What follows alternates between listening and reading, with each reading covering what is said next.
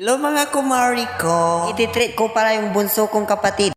For today's video, tara samahan nyo kami papuntang Jollibee dito. Medyo malapit lang mga mari ko. Ititreat ko pala yung aking bunsong kapatid kasi naghihingi na siya ng fries sa akin. Charot!